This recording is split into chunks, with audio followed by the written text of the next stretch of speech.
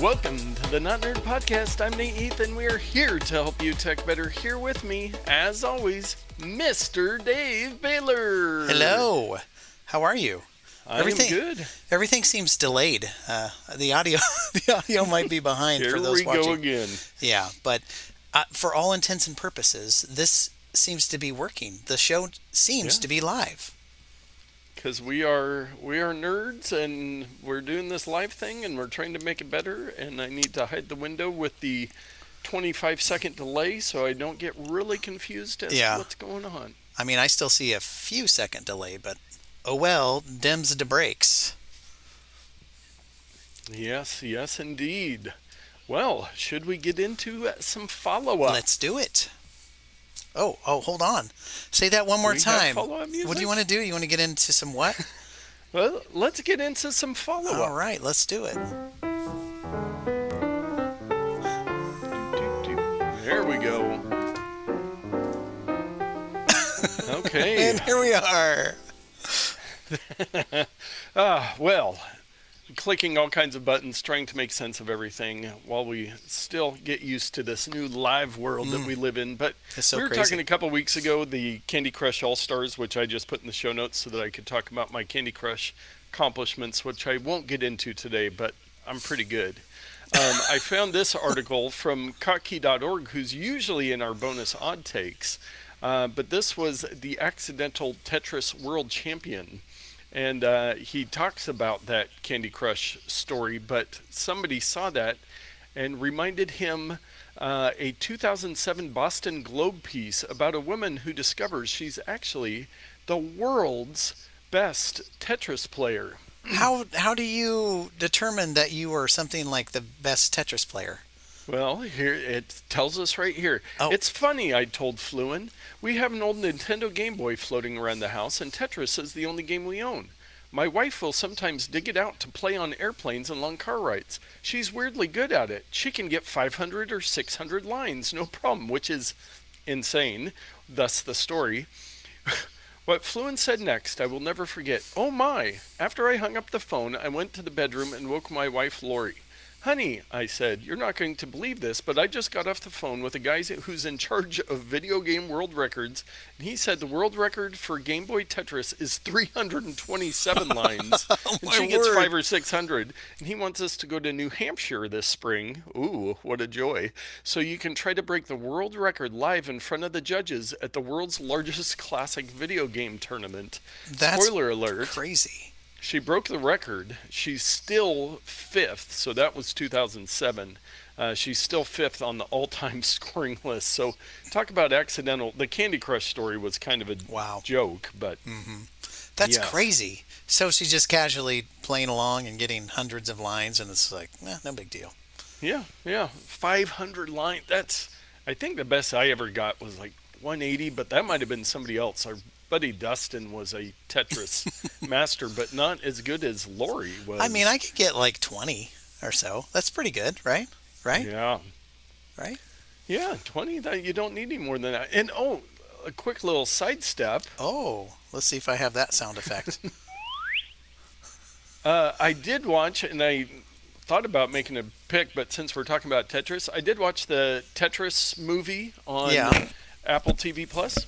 I enjoyed it. It was a fun little movie, some intrigue. You might think Tetris, that's boring, but it's the story of the licensing and Russia and the KGB and all this stuff. So if you have Apple TV Plus, check out the Tetris movie. Yeah, it wasn't too bad. I have seen worser movies. Yes. And Todd has joined us, and he said that there was a little glitch, but it's fixed now, and no audio ducking under the transition. Yes, I fixed that. Look at y'all. Yeah. Thank you, Dave, for working tirelessly behind the scenes. Instead of spending hours editing the show after, he's spending hours trying to make it work ahead of time. Yeah, and so hopefully that'll pay dividends, because as the years and decades go by, it's less work for me. So there you go. Yes, indeed. Well, next up, everybody was waiting for it, some SBF news. So Sam Bankman-Fried asks court to dismiss most criminal charges against him. That's a surprise. Yeah. Why would he ask that? Yeah, everybody needs to be doing this. Why aren't more people asking, hey, could you just drop all the charges? It sure be convenient for me since I'm a narcissist. Yeah. So he's seeking dismissal of 10 of the 13 charges against him.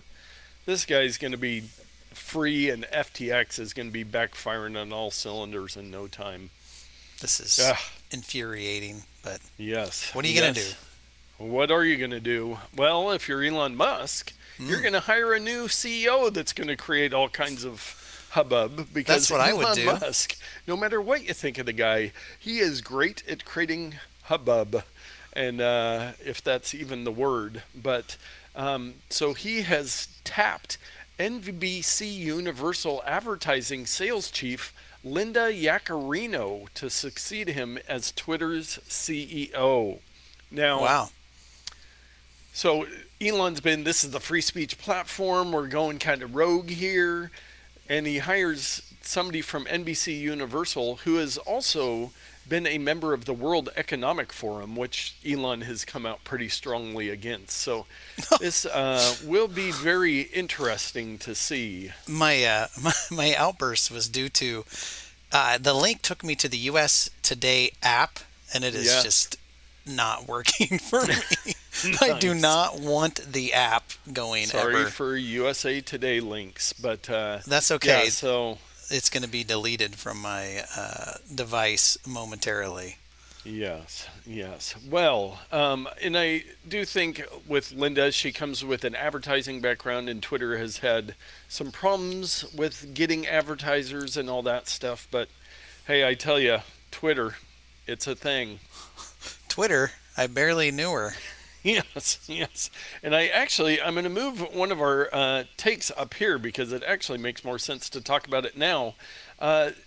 Everybody is a fan of Mr. Tucker Carlson, and a lot of hearts were broken when he was abruptly let go from his Fox News channel show, Tucker Carlson Tonight, and which were was... Yes. Okay. Some people we were. Okay. We were outraged. Todd, okay. Let us know in the comments how outraged you were. Yeah. We've had some good discussions about the entity that is Tucker, but he was, no matter what you say, he was the largest cable news show on television by magnitude. His show was just turned off on Fox. Well, he announced this last week he's taking his show to Twitter. So Elon Musk has talked about wanting to make it more of a video platform, adding more long-form stuff, right? Paying, people, content creators, all of that stuff. And so he's going to take his show, whatever that looks like. There's been talks about what his contracts are still with Fox, and if they're trying to keep him locked into that, and if he can get around with it. Obviously it depends what the contract said, but if he's just doing a show on Twitter. But my question is, and I think I saw something that Elon's working on it, like if I wanted to watch a show on Twitter on my television, right? I need a way to make that, like on my Apple TV, I need a way to make that work, because I don't want to watch an hour-long show on my phone or my computer or my tablet. I prefer to watch it on my television. Yeah, I like to hear things and watch things on my iPad, but not all the time. So I guess if you have an iOS device and some type of where you can cast it to your TV, that might be one way to do it. That's true. And Todd asked that he said, does Twitter have other TV shows? And I think they've gone up to like 10-minute videos, where it used to be, I think you could only do 90 seconds, maybe 3 minutes on a video. So they've lengthened it, and I think the goal is that they're going to create that, because one of the things is Elon's trying to change Twitter into this X platform that is going to rule the world and do everything. So and he understands the importance of video and having that on there. So I think there are a few other people that have started doing, I don't know how long they can do, but doing more shows on there. And, well, maybe one day Mike Peterson has joined us for the first time. Cool. Friend of the show, previous guest. I was going to say maybe one day this very live stream will be on Twitter and you can just watch it right there. Yes, yes. And Mike said, "Guy I never watched left a station I never watched." Yeah. And Todd said, "It's a day that will live in infamy, in my head Hmm. at least." Yeah. But You know what? He'll be back. I think yeah, they'll spend a bunch of money and bring him back. Why wouldn't they? yeah. You guys need a merch line around the slogan "Hubbub Creator," which Hubbub. I think we might have a show title already. Well, we needed a little AI news, and one of Dave and I's favorite fast food establishments, Yes. Wendy's, Hmm. is Wendy's and Google have teamed up to train next generation order taker and AI chatbot. So it has a customized language model with terms like JBC for Junior Bacon Cheeseburger and Biggie Bags for meal combos. Wow, what a challenge to get all 40 items of their menu into a large language model there. I know. Uh, Yeah. So it's when you think about it, AI hopefully will take over jobs that don't really need to be done by a person. yeah. Now that may involve making the food someday. But, for example, I often go to, and I was thinking about this while I was in the drive through at McDonald's. They have a coupon right now or a deal where you can get their blended Frappuccino drinks like half off, two Oh, bucks wow. off. And so I'm like, I got to take advantage of those. A couple bucks for a nice tall Yeah. Frappuccino is nice. It's not good for my blood sugar, but it's good for everything else. So I digress. I go to the order. I order on my phone, and I go to the order little kiosk place where there's a speaker, and the person, well, now they usually have a recording that says, "Will you be using your code today to order your food?" So I'm always like, "Yeah, I'm not a grandparent," and so I give him my four-digit code that I pre-ordered with my food on my app and paid for and everything. Well, imagine this. What if I go up to that little thing and show them a barcode, and it just scans it, creates the order, and the computer says, move to the next window. Like, Or does there even even, use NFC. yeah, does there It even wouldn't need to even be a need even a person there? barcode. It could just be a No. camera. I scan my QR code, and then I'm Yeah. off to the races. So now, Yes. don't get me wrong, saying the four-digit code and having them acknowledge it and sending me on, it's not that big a deal. But why waste your time doing that? It Yeah. seems silly. Yes. Well, the Yeah. article says it will be very conversational. You Hmm. won't know you're talking to anybody but an employee. So, Dave, you get to talk to a robot that's pretending to be a human. I How would much fun rather is that? I want to know that it is a robot so I don't have to talk to it. That's my Yes. goal. The Yes. robot though, I can see if who for the person who doesn't want to use the app to order, which come on, why don't you? I can see this being beneficial. But my idea I think is good too. For the people who order on their app, they can just show Yes. the barcode and move right to the pickup window. But And from the other end of the spectrum, as we well know, Todd said he went to McDonald's after not having gone a long time, and when the pre-recorded voice asked, "Will you be using a mobile phone code to order?" he actually LOL'd. No. He won't. So he should have we're said, all on the spectrum of convenience and yeah. using mobile apps. He should have But said, "Do you know who I am?" I always got to look down to make sure I unmuted do myself. you know I have a very popular VHS YouTube channel which has 2 copyright strikes against it, and And hoping it doesn't get a third, so he has to go to his backup channel? and are you aware that I currently listen to podcasts on a 12-year-old device? Thank you very Yes. much. Or Yes, maybe longer. indeed. I don't know. I did see something about this Wendy's. I don't know if it's in this article or I saw it somewhere else, but it does say that it will be optimized to offer upsells, which Oh, great. I know exactly what I want when I go to order at Wendy's, Yeah. so step off. Did you know you could add mayonnaise to your French fries for an additional $16 more? So the prices have really gone up. If you try to get a combo Yes. there, you better have about 12 bucks in your pocket. Yes, indeed. Well, I did want to quickly mention we talked about this a while ago with the HP printers, where the third-party ink that people buy that it was being disabled. Well, HP has confirmed that they have done this. Oh, For and the they're so benefit of sorry. humanity. Yeah. Yeah. But, We've been ugh. confused about why the printer won't print. Turns out HP has ink cartridges that won't work if you're not paying their monthly subscription. Come on. So this is an Insta one. Don't buy an inkjet printer, as we've discussed in the past, or buy a different brand.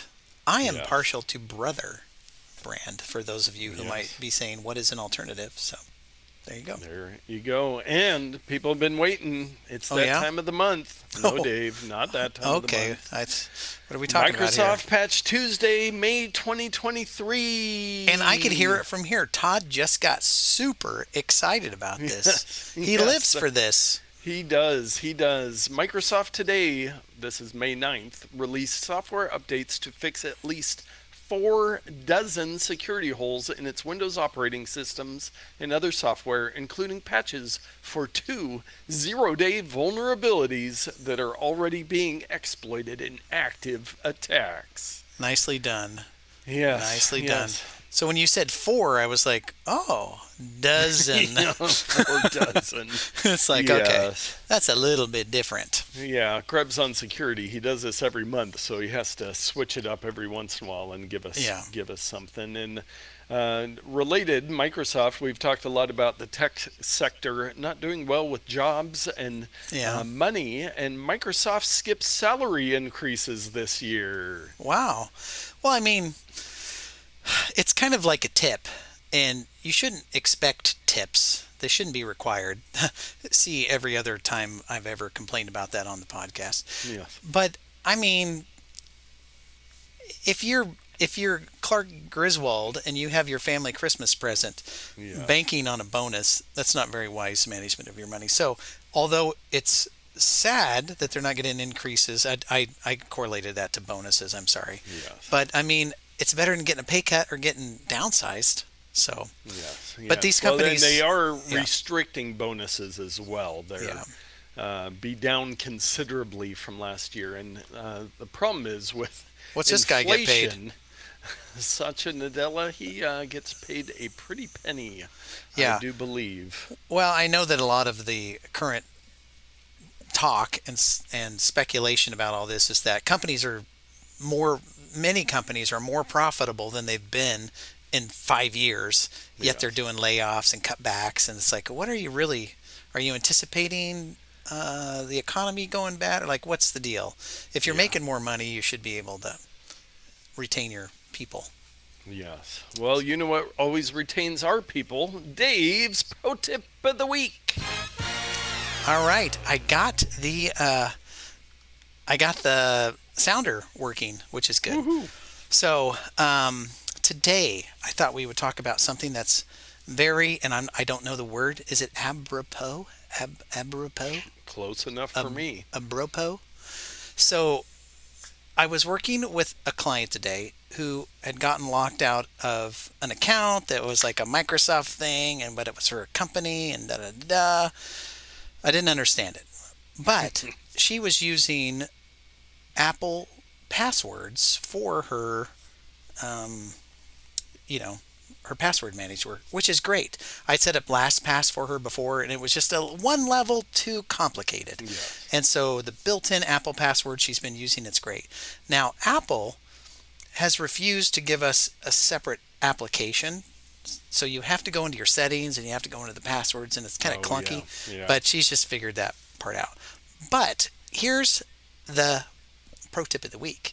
If you go into settings, and I might show something up here to the camera here in a minute. I don't want to give away my passwords. I don't want to give away my one password that I use for everything. So, no, I don't do that. So if you go into your settings, go into the passwords section, and you unlock it, and this is an iOS feature only. They don't have passwords for your desktop yet that I'm aware of. But anyway, we're going to use this example. If you go and hit a new password, and so right here I have a thing to just do a new password. I'm going to do notnerd.com, and the username is Dave, and the password.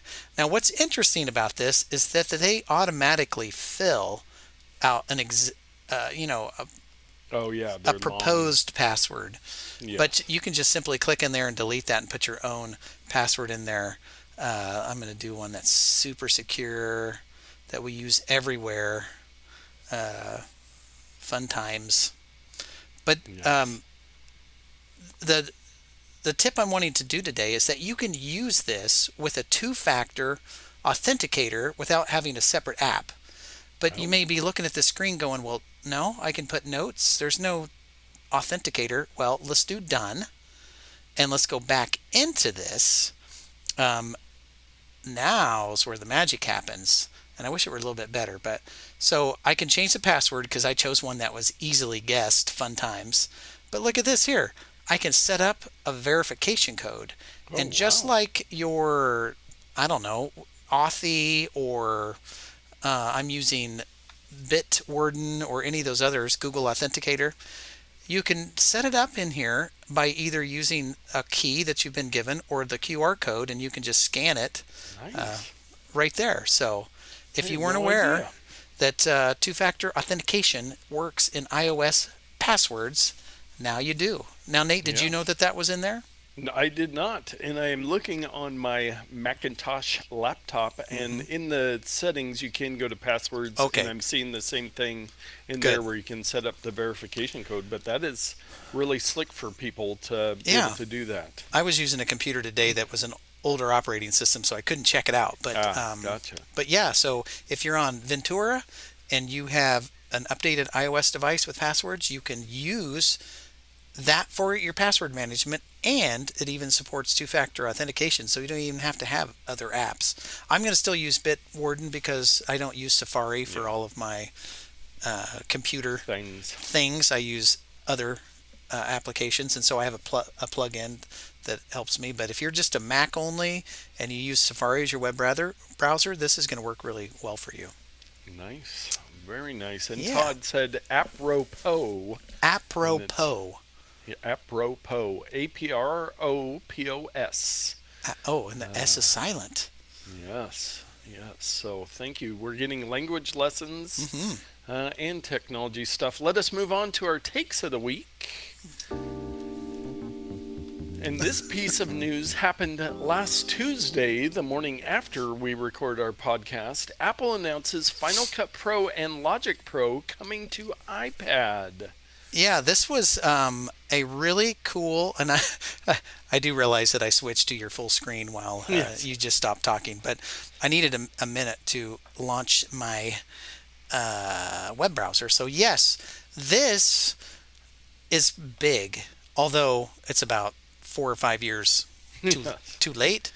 But these iPads that they have just been building bigger and beefier chips into and making the screens bigger and better and making them more capable and more capable, they finally have an application now that can take advantage of all that power. And as long as you have an M1 or better series chip in your iPad, you can do Final Cut Pro and Logic. And for Logic only, I think you have to have an A, what is it, an A something chip. So older devices it will work on. I don't have it there in front of me, but yeah, this is exciting. Yes. And now, one of the big changes, we were just talking about Final Cut Pro, I think, a couple weeks ago, and how, if you get the education, it's like $200, but like $300, you get both of these programs Yeah, in it's their cheap. motion or whatever. It's a Hmm. great deal. Well, and you buy it once and you never pay again. Well, guess what this new one is? It's a subscription based thing. So I probably won't do this. However, I do use Final Cut Pro and Logic both on my desktop. Yeah. So if the desktop updates require, you know, a payment, then I might have to subscribe to that. I don't know. Yes. And as we have mentioned many a time, almost everything is moving to a subscription. And it really makes sense for what you're getting here. But I will say, for the iPad and for the computer, I hear a lot of people talking. I've tried it barely, but DaVinci Resolve, they now have an iPad version and a desktop version with a lot of free features. You can pay to get like the Pro version or whatever. Yeah. But that might be another one to try out. And they're going to have a 1 month trial on this subscription for Final Cut Pro.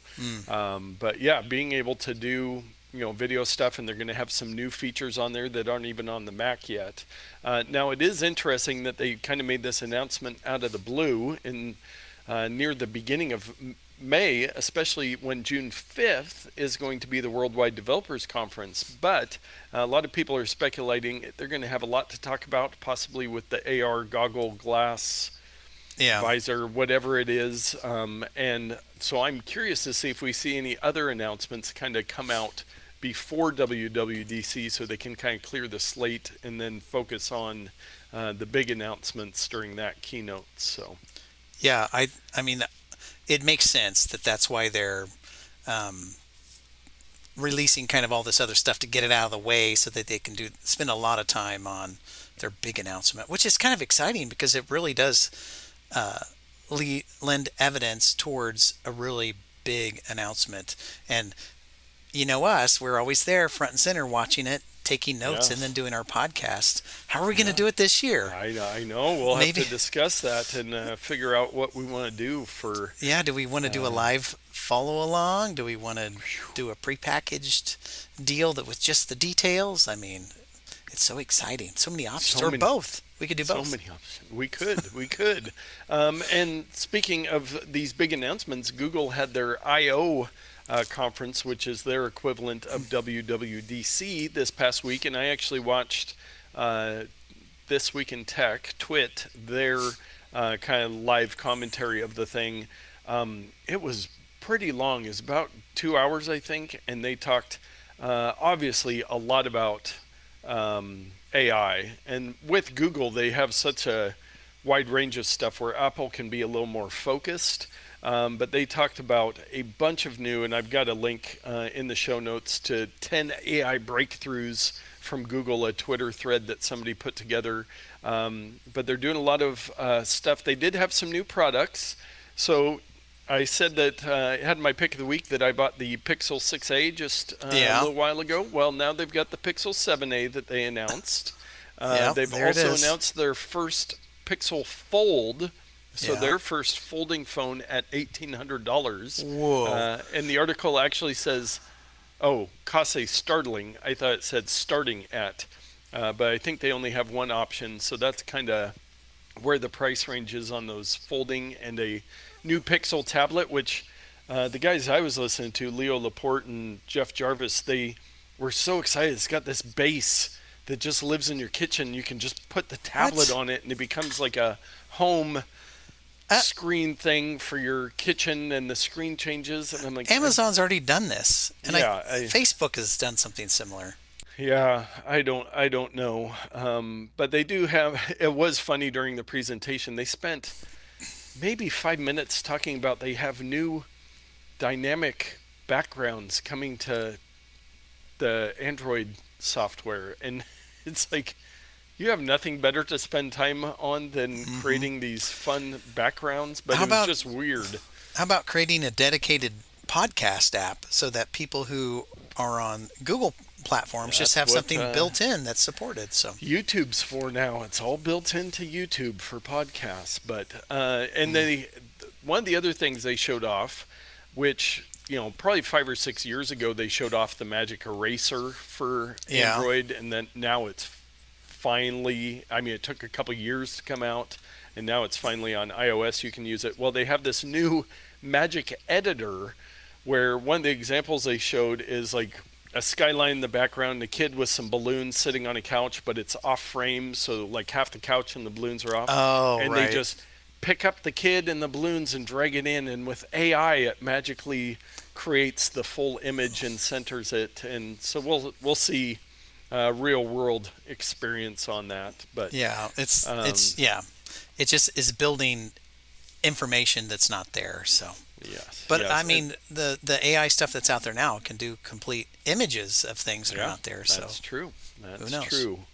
But a lot of AI talk. It was kind of like that iPhone keynote with the 5G, 5G, 5G. This 5G, was, 5G, AI, I mean, AI, like the AI. other article I have, 10 AI breakthroughs from Google. So some of the image stuff, but also a lot on their Google Cloud servers. The Bard is getting a bunch of new features that you can do. Oh, you can auto compose emails.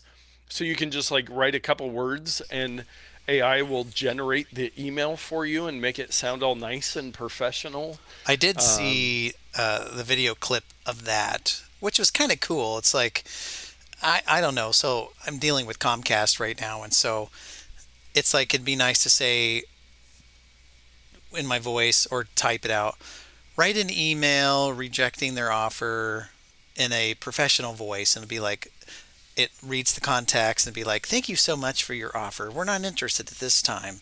We will contact you later, if we are. And then you can punch in and go, I want it to be less formal or expand this and make it yeah, longer. So yes. it was kind of cool, but I have a feeling we're going to get to the point. We use Google services where I work, and so we're going to get to the point where all the emails are going to be so well written and so Yeah. professional, and it's just like, I know what you're doing.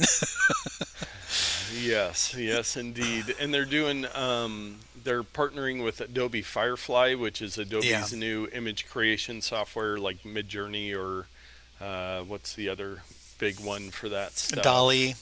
Dolly, all Yeah. of those. But yeah, so lots of AI stuff. We'll see when it comes, and a couple new devices from Google at Google I/O. Yep. Looking forward to it. Yes, this next one, I just found this fascinating. The NFL, how they use 4,000 virtual servers to make the NFL schedule. Now, there's Wow. only 18 weeks. They play 17 games, 272 games total. Uh, Schedule spanning 576 possible game windows. But they are using all these servers and they put in all the information like the day the season ends. They put all the stuff in there, all the blackouts, all the matchups, all this stuff, and then they create all of these models to try to find the perfect NFL schedule. Now, So wasn't it baseball? I think it was baseball. There used to be a guy, and I think yeah, his it was like wife, some couple. and they did everything for like decades. They did it on paper with the little thing, and they'd match it up. And so they did the whole schedule just Yeah. analog. It was amazing. And And I'm I'm sure now sorry if you computers do. just heard some noise, but my garage door just opened, Oh, which I, might have been my family or might have been, it seems like there's a random remote somewhere in the neighborhood that also triggers our garage doors. So well, turn on the that's Wise fun. cam. Let's see what's going Yes. on. Someone, Yes, indeed. So, um, but I didn't yeah, hear anything. they did say that for the NFL, they would just, sit in their boardroom and all these NFL people would sit there with a big old board and try to create the schedule, which is just crazy. Yeah, it is crazy. Well, you know what else is crazy? TikTok. Fired TikTok exec says Chinese government had access to app user Just data. like everybody assumed all along. Sorry that it jumps like that. It's supposed to be smooth. What's going on here? Smooth. Yeah, I mean, if you didn't think that TikTok, which is a Chinese company that is in mainland China, didn't have backdoor access for the Chinese government, then, I mean, there's a bridge in Arizona. There's oceanfront Beijing. property that I want to sell you because it's just obvious. But, you have to think, it doesn't matter. Like, what's the big deal? And there's been evidence, I think this article talks about it, that they've it's being used to promote propaganda that is favorable to China. So Yes. you put that in the hearts of minds of people, then you can influence the way people think and go Yeah. about their life. So anyway, that's one danger. Yes. Yeah. And there were some stories I think we talked about with some journalists that had data accessed.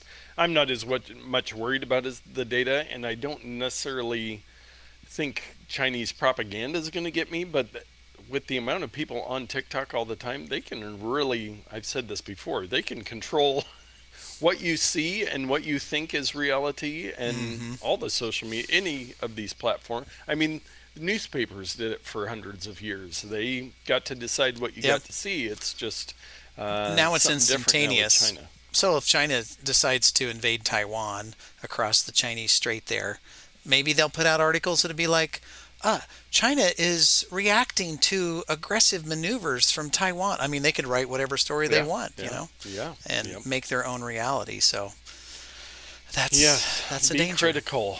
Yeah. Very nice. Well, another that was kind of security and privacy, I guess, but another one.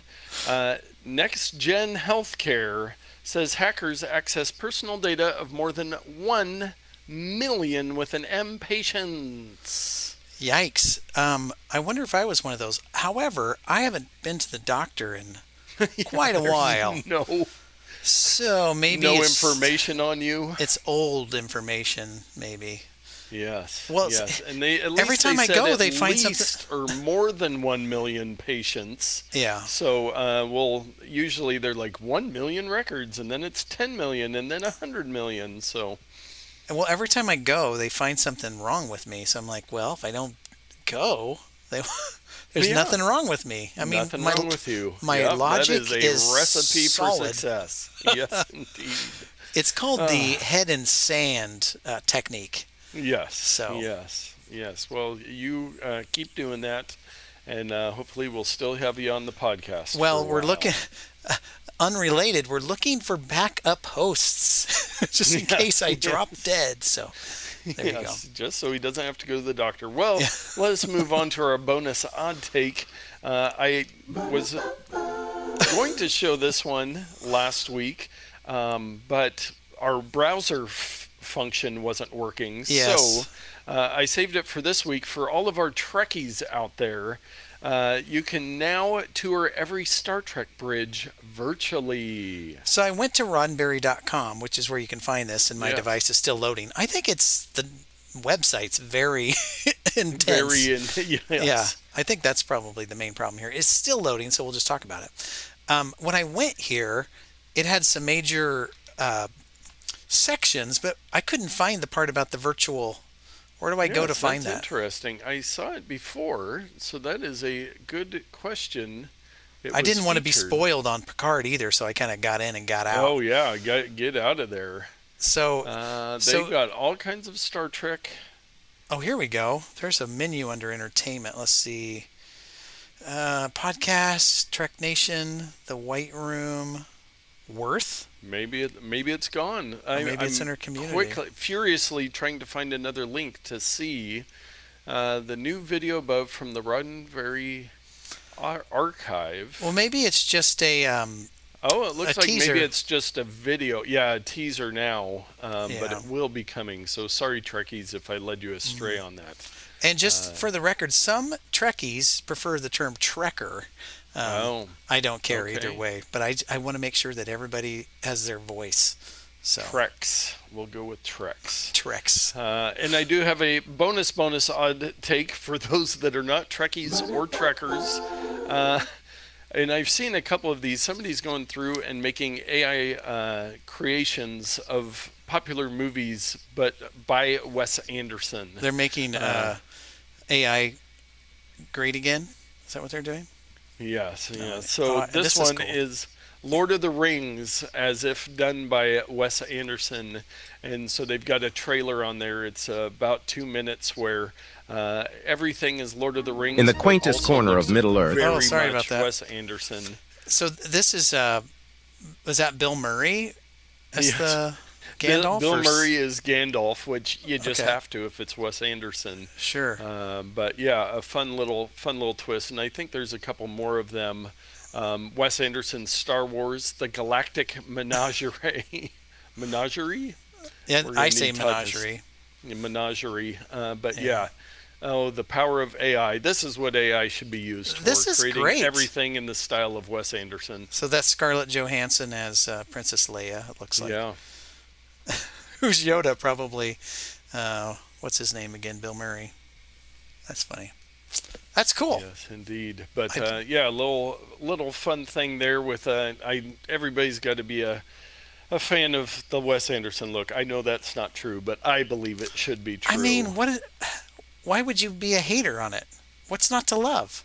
There's one guy I know that has a film podcast, and he's not a big fan, but I think it's because reviews a lot of movies that he's able to pick them apart. But I you got to be guess. a fan. You got to Yeah. be a fan, and everybody's a fan of our picks of the week. I almost hit a button, but I remembered you had your Echo Yes. thing. That was Thank you to great. my daughter who bought this with some tickets at church yesterday, and she ran it up right before I started recording the podcast.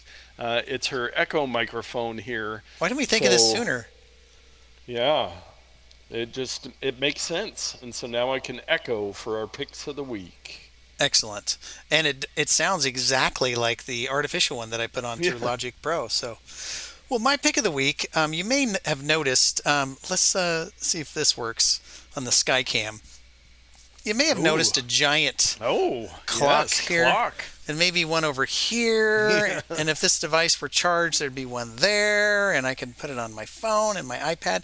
And ignore this; it's something different. But anyway, this app, which I have come to love quite a bit, is called Fliqlo.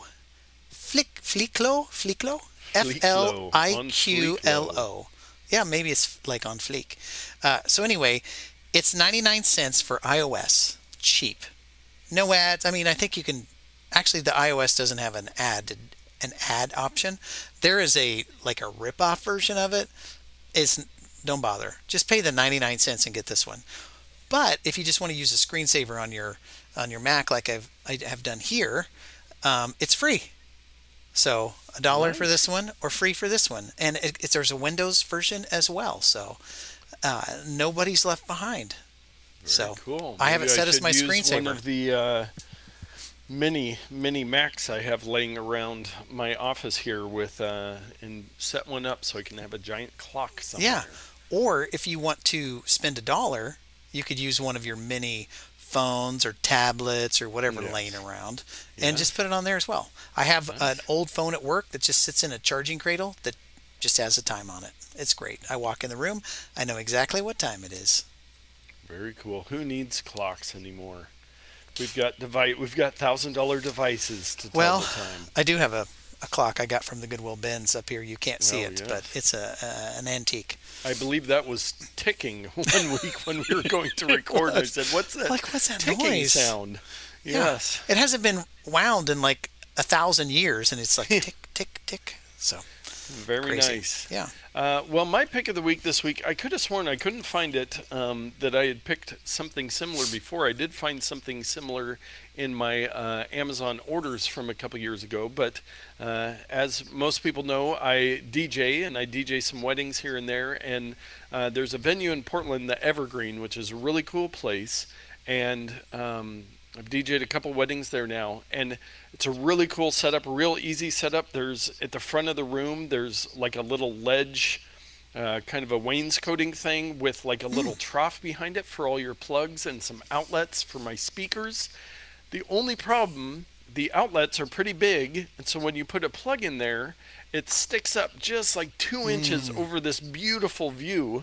So as soon as I got home from last time I DJ'd there, I went to Amazon and I purchased the Nekteck extension cord, 3-prong power cord, 14 AWG extension cable with 360-degree rotating flat plug, 3-pack Three. short 1 foot, UL listed. So Oh, it that's is nice. just a 1 foot extension cord, and this side has a flat 3-prong, but it also rotates. So if you need to have it like Ah, that, or if you need to twist it a certain way. that's Uh, nice. yeah, it is a very simple little thing, but then this plugs into a regular, it's the same as like a computer cord, desktop computer cord that goes into my speakers. So now I've got these in my little DJ bag, and when I need flat cables, and it's also better if you're plugging into a wall to use flat. I know we've talked about flat cables before, but Like for furniture instead of and having the stuff. cord, That's yeah. yeah. But this one rotates, and have some other ones around my house too that I ordered before, but now I'm set for the next time I need it for DJing. But There needs, Dave, yeah. Okay. what would you pay? These have perfect 5 stars on 3,174 ratings. It was a 3-pack, one Oh, a foot. 3-pack. Yes, with the 360 nice, strong cable here. 3-pack, $12.95. These 1999. You were a little low on Little these, low. and it was a little more than I would have thought I would need to pay. Yeah, but you know what? If it serves the purpose that you're trying to do, it's worth the extra Yeah. $4 or $5 that you would pay. So there needs to be, well, there's that cartoon about standards. Every time everybody gets together to create a standard, there's just one more standard. Yes. They don't. Yeah. So I wish that the people who make the wall wart power plug things would get together with the guys that do the strips, because I've got power strips that have vertical slots for your plugs, and I've got the ones that got horizontal slots for your plugs, and I've got power wart things that are They both go ways too. every direction. Ones are vertical, ones are horizontal, and they flip. It's like, and heaven forbid you have to plug the different ones Multiple things. in one strip. I don't know. There's got to be a better solution. A previous pick of the week from the early days is the Power Squid. Power Squid, yes. Yes, which is like 5 separate little, like this. But 5 of them. With a surge protector at the bottom. But yeah, and I do The Power have... Squid is pretty big, though. It takes up a lot of room. But, I guess I could stop complaining. And they do just have buy some a couple. simpler ones if you don't need surge protection. I have a big power strip around here somewhere. You just got to get one of these, Dave. Oh, sorry, I'm on the wrong. Oh, boy. So, yeah, that's got both. Yeah, that's got both. It's got some USB. It's even got a USB-C up there. So, is this also, can you put your Ethernet into it, so in case there's a lightning strike? No, it does not have that. But this is the PowSave. I think I have one of those. Grounding. Yeah, but I picked it up on an Amazon deal or something. But there you go, Dave. It's See, still the stuff I have near my desk. Wait, bring it back. Bring that back, please. Since we're on the topic. And it's got a flat plug on this end. It doesn't spin though. No, it doesn't. Look what these geniuses have done. Can you tilt it? Because I can't tell. No, like tilt it the other way. Tilt it. Okay, so it looked like that was recessed, and I'm like, that doesn't help on the edges, but it is lifted up. Raised. Okay, it is raised. I have some that on the ends they kind of go up, so that it's like if you have put anything on the end. What are they thinking? I don't know. Who's designing these 4-year-old children? Probably maybe AI. Early AI was designing those things. In the future, we're going to have products that we sell and design. So everyone look forward to the Not Nerd branded power strip that's going to have all the features you could ever want. They're going to have a spinny end. Things coming off every direction. A couple squid arms. I mean, it's going to be the size of a small car. But anyway, perfect. Like the Homer Simpson car. Yeah, totally. Look that one up. Well, totally. If you want to get any of our picks, head over to notpicks.com. We've got a bunch there with links to Amazon or wherever you can get them. We'll have a link to Fliqlo to go get that, which I will be getting and checking out. Yeah, that's pretty cool. Yeah, and Not Picks, leave some reviews there if you find some products you like, or you can find some good stuff.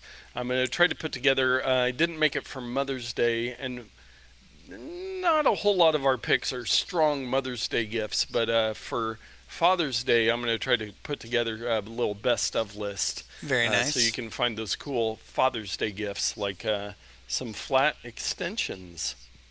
Cool. Or Fliqlo, whatever you need. Whatever you need. Yes, but with that, I think we'll wrap up this episode. Thank you so much for watching, listening, transcribing, reading, whatever you're doing with our podcast. We are so glad to have you here. Make sure you tell a friend, tell a foe, so we can all get out there and tech better.